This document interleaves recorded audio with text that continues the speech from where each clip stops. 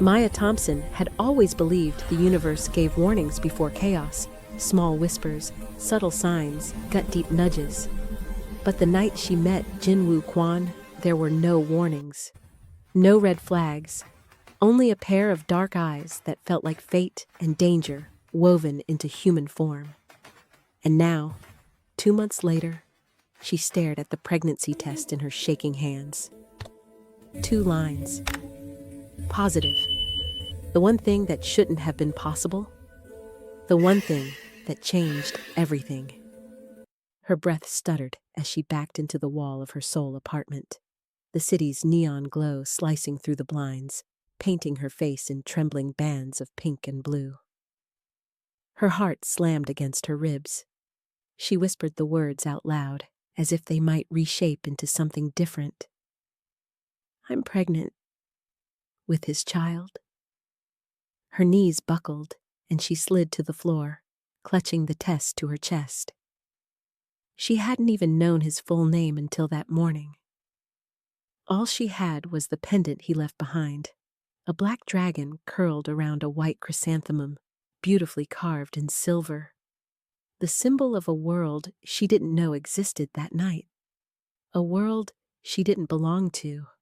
She forced herself to breathe, to steady her shaking. She picked up the pendant from the coffee table, and the metal felt colder today. Heavier, like it carried a message she wasn't ready to hear. Why did you disappear? She whispered to the empty room. Why didn't you tell me the truth? Her mind dragged her backward, into the memory she wished she could erase and relive all at once. The gallery after-party had been loud, messy, and overstimulating. A mix of artists, influencers, and people who acted like creativity was a badge they bought, not earned. Maya had slipped outside for air, leaning against the brick wall of the alley, eyes closed, when she heard footsteps behind her. Then voices. Male voices, too close. Hey, pretty foreigner, one of them slurred. Where you rushing to? Her pulse spiked. I'm not interested, please, move. But they didn't. 3 men formed a half circle around her, stepping closer, their laughter twisting into something predatory. One reached for her wrist. Just talk. Don't be... A sharp, clean voice cut through the alley. She said move. The men turned. Maya's eyes flew open, and there he was. Jinwoo. He stepped under the dim streetlight like he belonged to the darkness. Tall, black hair slightly tousled, sharp jaw clean enough to cut stone. A tailored black suit that fit him too perfectly. Eyes so cold they made the air shift, but when those eyes landed on her, something in them softened, warmed, like she was the only contradiction his world allowed. The men tried to provoke him. They shouldn't have. Jinwoo didn't shout. He didn't push. He simply stepped forward with a calmness so deadly it made the alley shrink around him. One man swung. Jinwoo dodged without effort, grabbed the attacker's wrist, and twisted with a crack that echoed off the walls. The others ran. He didn't chase. He only turned to her, breath steady, expression unreadable. Are you hurt? She wasn't, but her voice was trapped somewhere between fear and fascination. I'm fine. Thank you. He stepped closer, but slowly, giving her space. You shouldn't be out here alone. His tone wasn't patronizing, it was protective. Gentle but threaded with something heavier, something dangerous. She should have walked away. She knew it. But instead, she asked, Who are you? His lips curved slightly, like he found the question amusing. Someone who shouldn't be near you. That was the moment, the exact moment Maya's rational mind stopped working, because he didn't walk away, and she didn't either. They talked. They drank together inside the after-party where he'd somehow blended in, despite looking like someone carved from another world entirely. They laughed. They danced. He listened to her talk about her photography, her temporary sabbatical in Seoul, her dreams of building her own exhibition. And he told her nothing about himself. Yet somehow, everything about him felt like déjà vu, familiar in ways that made no sense. Then his hand brushed hers. Then his lips found hers. Then they disappeared into the night like two people trying to outrun reality. The next morning, she woke alone, and the pendant rested on the pillow where his head had been. Maya blinked, dragging herself back into the present as tears gathered under her eyelashes. "You promised nothing," she murmured. "But you didn't warn me either." Her phone buzzed suddenly. Unknown number. She frowned and answered. "Hello?" A deep, controlled voice replied. "Miss Thompson, this is Inspector Lee Do-hyun. I need to speak with you immediately." "Inspector?" Her pulse kicked up. "About what?" "About the father of your baby." Her blood ran cold. "How do you—" "Check your phone, Miss Thompson," he said. "I sent you a photo." Her hands trembled as she opened the image. Jinwoo, not in a suit, not charming, not smiling, but standing beside a man in handcuffs. The man was bruised, bleeding, terrified. Jinwoo held him by the jaw, expression dark, merciless, emotionless. Another photo showed Jinwoo walking out of a private gambling den. Another, sitting in a luxury car surrounded by armed men. Another, entering a building marked with a dragon symbol, the same dragon on her pendant. Maya's breath shook. "Inspector Lee, who is he?" "Meet me in 30 minutes, he said, "and I will tell you exactly who the father of your child is. Come alone. Do not tell anyone. And Miss Thompson—" "Yes?" "You are in danger." The line went dead. Her heart pounded so loudly she could hear it over the hum of the city. She didn't know where Jinwoo was. Didn't know why he vanished. Didn't know what world she'd stumbled into. But she knew one thing. This story wasn't over. She grabbed her coat, pocketed the pendant, and stepped into the Seoul night. Her life unraveling into something she didn't yet understand. Something far darker than love. The first thing Serenity noticed was the smell of eucalyptus and autumn rain. The second was the steady beeping beside her head. Her eyelids felt glued shut, but she forced them open through sheer will. Fluorescent lights blurred, then sharpened. A hospital room. A thin blanket tucked around her legs. An IV taped to her hand. Confusion wrapped around her like thick fog. "Easy," a soft voice murmured. "Don't try to sit up." Serenity turned her head, wincing. A woman in navy scrubs stood by her bedside, dark hair in a low bun, gentle eyes watching her with concern. What happened?" Serenity croaked. "You fainted outside your building," the nurse replied. "A neighbor found you unconscious and called emergency services. You've been out for about 3 hours." 3 hours. Serenity's pulse quickened. She tried to sit up, but dizziness swarmed her instantly. The nurse steadied her. "You're dehydrated, your blood pressure dropped, and—" The nurse hesitated. "We ran a standard test because of the fainting. You're pregnant."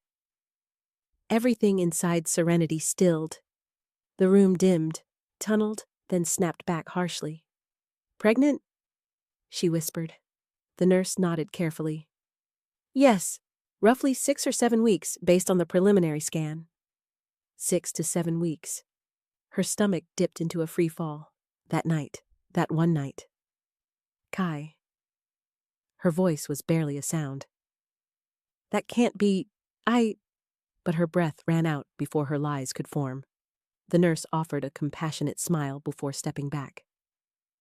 "You should rest. The doctor will be in soon." Pregnant. The word echoed through Serenity like it had teeth. She let her head sink into the pillow, eyes stinging as the truth collided with panic. She didn't know anything about this man. Nothing except his name.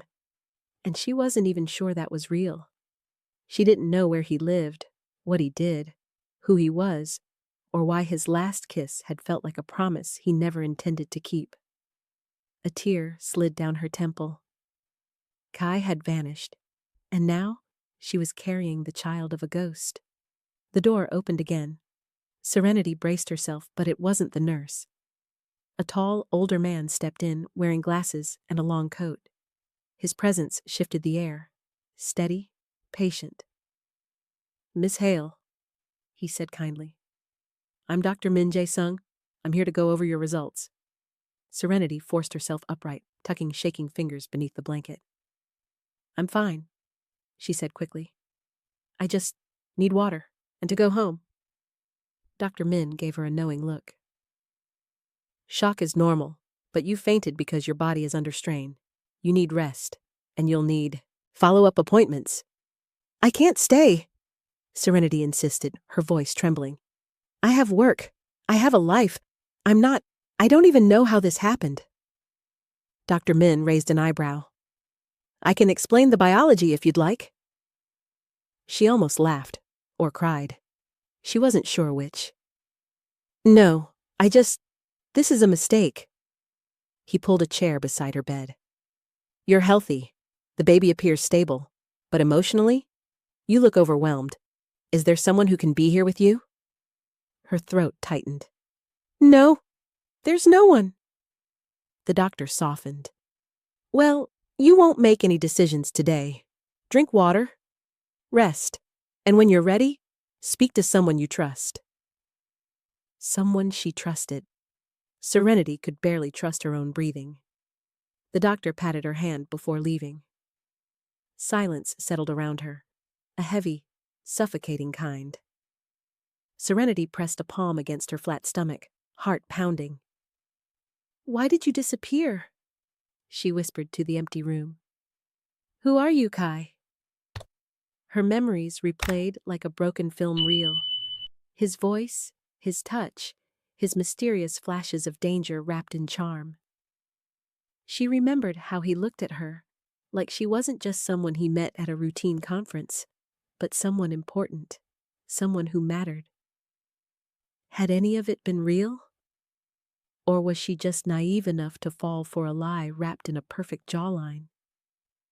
She sat there for a long moment before reaching for her phone.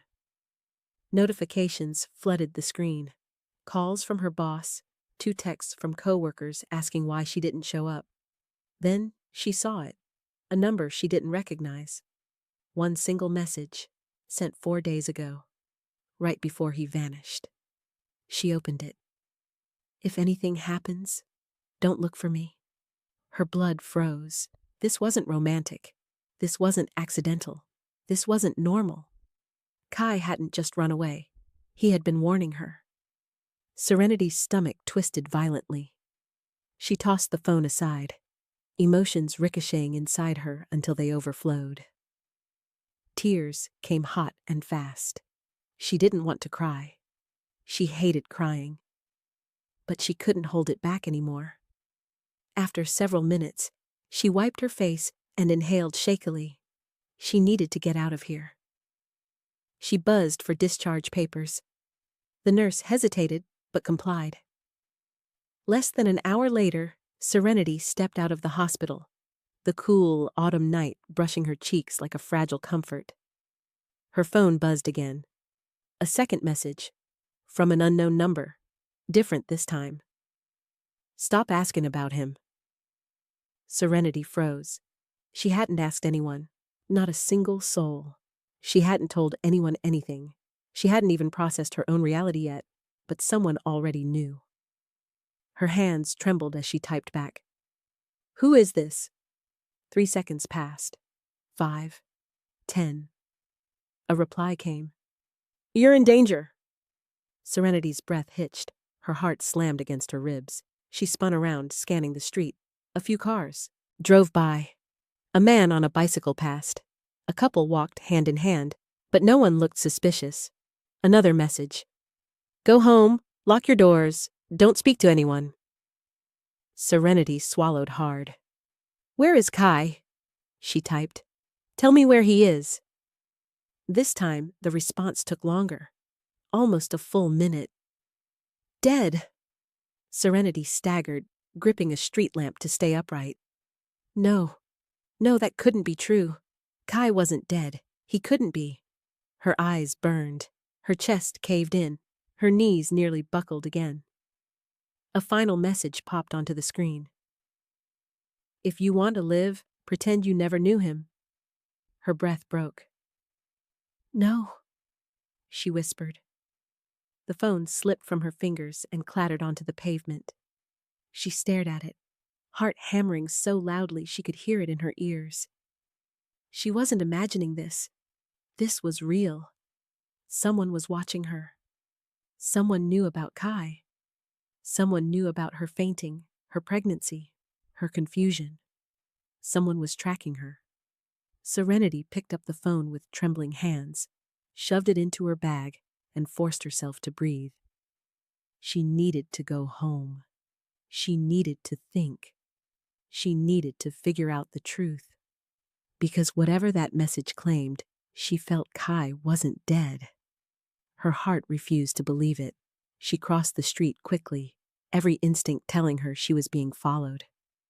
A car slowed behind her. She spun around, but it kept moving. Paranoia or intuition?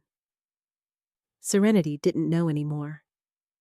As she reached her building, she fumbled with the keys. Her fingers shook so badly she dropped them twice. She finally got inside and locked the door behind her, sliding down until she was sitting on the floor with her back pressed against it. Her breathing was unsteady. She whispered into the dark apartment, Kai, what the hell did you drag me into? Her phone buzzed again, vibrating against her thigh. She didn't want to look, but she had to. It was one line. You're not safe there. Serenity's heart stopped, and before she had time to react, before she could even stand, a loud bang rattled her front door. One that didn't sound accidental. One that sounded like a warning or a threat. The bang against the door echoed through the apartment like a gunshot. Serenity's entire body jolted. She clamped a hand over her mouth to stop the scream trying to claw out of her throat. Her breath shortened into quick, terrified bursts as she stared at the doorknob, waiting, listening, praying it wouldn't move. Another thud, softer this time, like someone testing the strength of the door. Who's there? Serenity whispered before she could stop herself. Silence. Then, footsteps. Slow, heavy, dragging across the hallway floorboards outside her apartment. She scrambled backward, crawling until her spine hit the side of the couch. Her hand fumbled for her phone, gripping it so tightly her knuckles whitened. The footsteps stopped. Serenity squeezed her eyes shut. The apartment was too quiet, too still. Her heartbeat was the only sound. For a few seconds, nothing happened. Then the lights flickered. Once, twice, before stabilizing. She forced herself to stand, legs trembling, and edged toward the peephole. Her chest clenched with dread as she pressed her eye to it. Empty hallway. No one. No shadows. No movement. No lingering presence. Just stillness. Am I losing my mind? Serenity whispered. As if answering her, her phone buzzed in her hand. Another unknown number. Don't open the door. Her breath shattered. She backed away from the door instantly, fear invading every inch of her body. Who are you? She typed with shaking fingers. Why are you watching me? What do you want from me? 3 dots appeared, disappeared, reappeared, then, I'm trying to keep you alive. Serenity swallowed hard, heat stinging her eyes. Why? Why me? The reply came quickly. Because you're carrying something they want. Her stomach twisted. Kai's baby. That had to be what they meant. But why would anyone want a baby? What do you mean? She typed. Who are they? This time, the dots blinked for a long, agonizing moment before the answer came. The Soryun. Serenity froze. She had heard that name once, in passing, whispered in a dark alley during a newscast 2 years ago. A Korean mafia syndicate, ruthless, hidden, operated like ghosts. People disappeared around them, money moved through them, and no one dared speak their name out loud. Kai? Was he? No, he couldn't be. Her phone buzzed again before she could spiral further. Pack a bag. Leave now. Serenity's voice cracked. Go where? No response. Hello? Answer me? Still nothing. Serenity dropped her head back, frustration and terror mixing into a suffocating blend.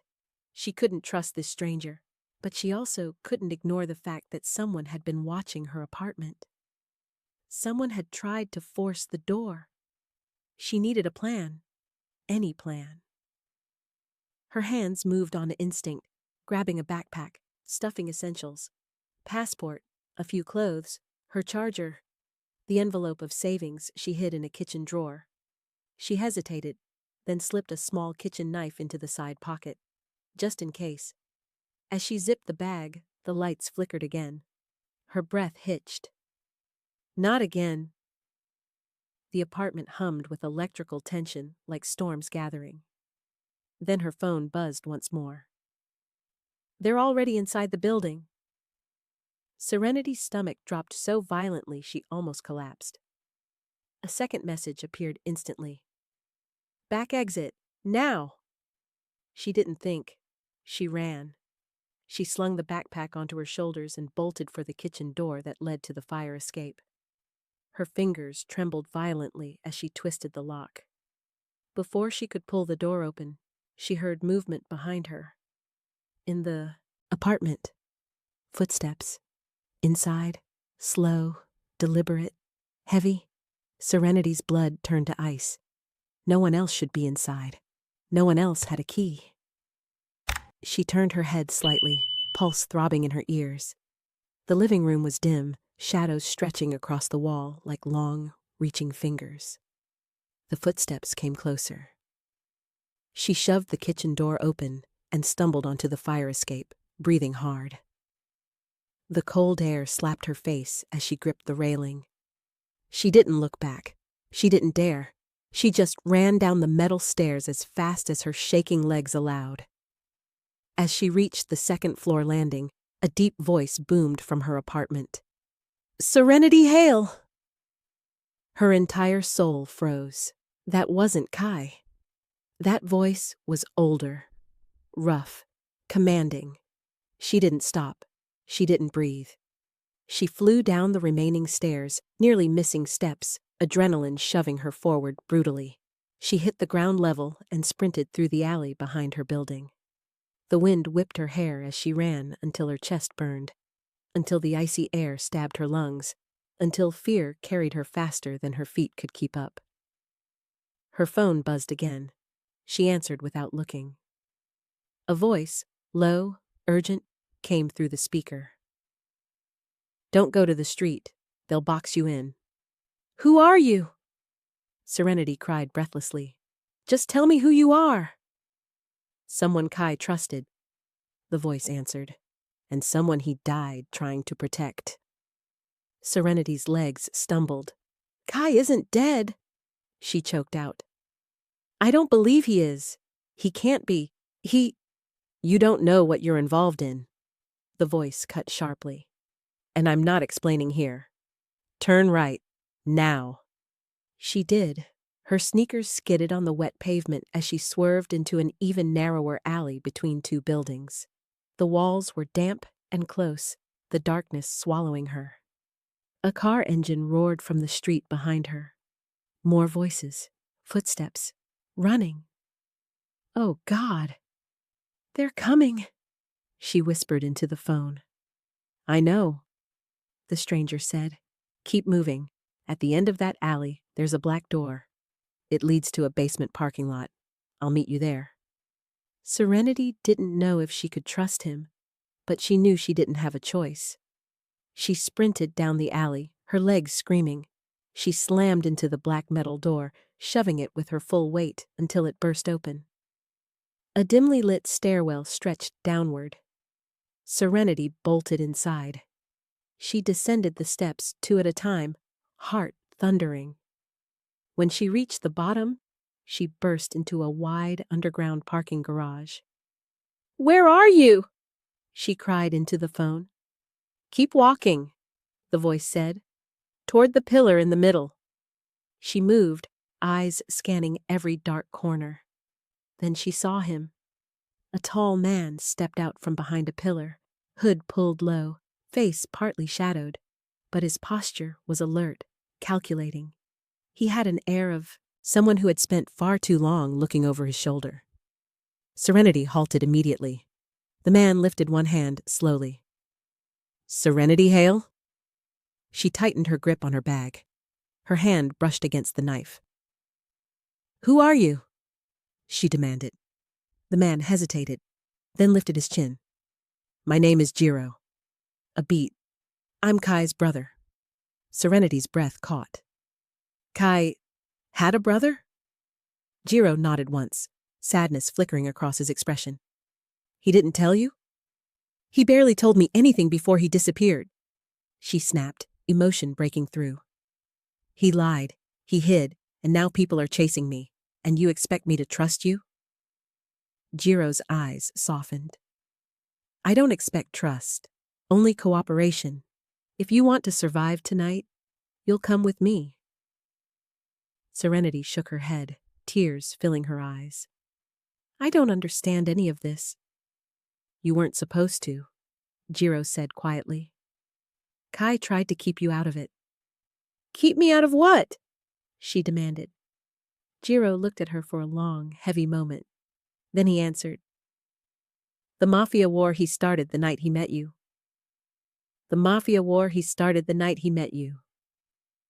Serenity went still. The world seemed to tilt, sound collapsing around her until only her heartbeat remained. Loud, frantic, terrified. That doesn't make sense," she whispered. "Kai didn't start any war. He wasn't violent. He wasn't—" "You think you know him," Jiro said softly, "but you don't know what he was running from." Her chest tightened. "Running? From what?" Jiro walked toward her slowly, hands visible, cautious with every step. He clearly knew she was seconds from bolting. "Kai wasn't just part of the Soryun syndicate," Jiro said. "He was next in line to lead it." Serenity staggered back. No, you're lying." "If I wanted to lie to you," Jiro said calmly, "I would have told you something easier to swallow." Serenity pressed a trembling hand to her forehead. "So you're telling me Kai, the man who danced with me barefoot in the middle of a street, who talked about wanting a life outside the city, who said he felt free with me, he was some mafia prince?" Jiro's eyes softened with something like sympathy. "He wanted to be free. That much was real. But the syndicate doesn't let people walk away, not even heirs." Serenity's vision blurred. The basement garage felt colder than before, like the concrete itself was pulling heat from her body. "Why didn't he tell me?" she whispered brokenly. "Why did he disappear?" Jiro hesitated. Then he said the words that completely shattered her. "He didn't want you to die because of him." Serenity's voice cracked. "Someone was trying to kill me?" "Not you," Jiro corrected. "Not at first. They wanted him. You were leverage. Until they realized you mattered more to him than anything else." Serenity's legs nearly gave out. She swallowed, gripping the metal railing beside her. I need to sit down." Jiro guided her to a concrete step, keeping a respectful distance. Serenity lowered herself, head in her hands as everything crashed over her. Kai's warnings, his disappearance, the strangers watching her apartment, the banging on her door. And the baby she had wanted so desperately to protect. Jiro knelt beside her. Whoever broke into your apartment tonight wasn't one of ours. That's why I contacted you. They were from a different faction, one that believes killing you weakens Kai permanently. Serenity looked up sharply. But Kai is gone. You said he... Jiro's jaw tightened. I said he died trying to protect someone. I didn't say we found his body. Serenity froze. He might be alive? Her voice was barely a whisper. Jiro's eyes flickered with cautious hope. Possibly. The Soryun doesn't confirm deaths without proof, and no one has seen his body. That keeps him alive in my mind until proven otherwise. Serenity pressed a hand to her stomach. For the first time in 2 days, something inside her sparked. Not certainty, but possibility. What happens now? She whispered. Jiro stood. We leave Seoul, tonight. You're too exposed here. They'll keep coming until they get you, or what you're carrying. Serenity recoiled. My baby is not some trophy in their war. Jiro's expression turned grave. It's more than a trophy. If Kai is alive, his child threatens the balance of power. If he's dead, his child becomes the rightful heir. Serenity felt her entire soul freeze. A baby can't be an heir. That's insane. To you, Jiro said, not to them. Serenity hugged herself, shaking. I can't live like this, running, hiding, being hunted. You won't be alone, Jiro said. I made Kai a promise. If anything ever happened to him, I'd protect what he cared about most. Serenity looked into his eyes. You didn't even know me, she whispered. No, Jiro said, but I knew him, and that's enough. Before Serenity could answer, an engine roared into the garage entrance. Tires screeched, echoing through the concrete cavern. Serenity jerked back as a black SUV sped toward them. Jiro grabbed Serenity's arm, pulling her behind a pillar. Stay behind me! 3 men exited the SUV, all armed, all moving with terrifying purpose. Serenity's breath hitched. Are they Soryun? No, Jiro muttered. Worse, one man shouted. We know she's here. Bring the girl out and we'll make your death fast. Jiro's face hardened. We're leaving. Now. He pulled Serenity toward a second stairwell leading deeper into the garage. She followed, heart hammering against her ribs so violently it hurt. Gunfire exploded behind them. Serenity screamed as bullets tore into the concrete. Dust rained from the ceiling. Jiro shoved her ahead, shielding her with his body. Go! Keep running! Another volley of shots rang out. The men were getting closer.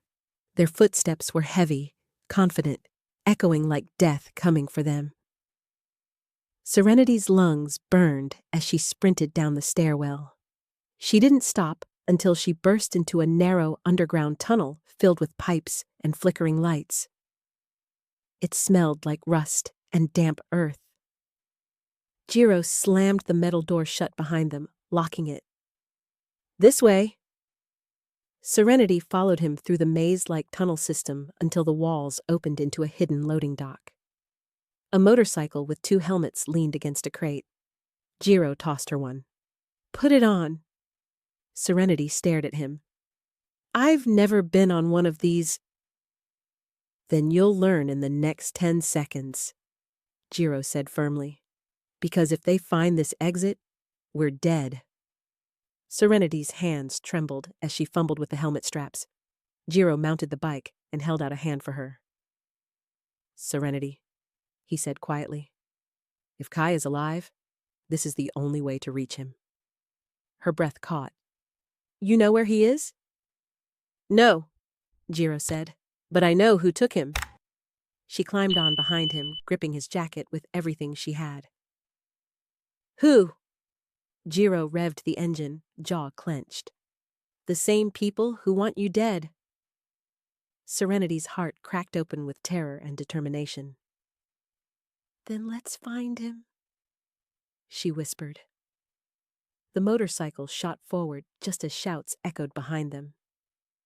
Light spilled into the dock as the metal door was forced open. Bullets ricocheted off the concrete as Jiro swerved sharply, tearing through the tunnel at breakneck speed. Cold night air slammed into them as they burst out onto an abandoned industrial road outside the city. Serenity held on with everything in her. Wind rushing past her ears, adrenaline burning in her blood. The city lights glowed faintly behind them, Seoul shrinking, danger stretching everywhere, the world shifting beneath her feet. She looked up at the sky, eyes stinging. Kai, she whispered. Please be alive. The motorcycle roared into the darkness, carrying her toward a future she never asked for, into the heart of a mafia war she never imagined, with a man she barely knew but had no choice but to trust. Somewhere in Seoul, the people hunting her regrouped. Somewhere beyond the city, answers waited, and Kai's fate hung in the balance. And within Serenity, a child kicked for the first time. A small, defiant heartbeat rising against a world that wanted it gone. If you enjoyed this story, don't forget to like the video, comment your theories, and subscribe.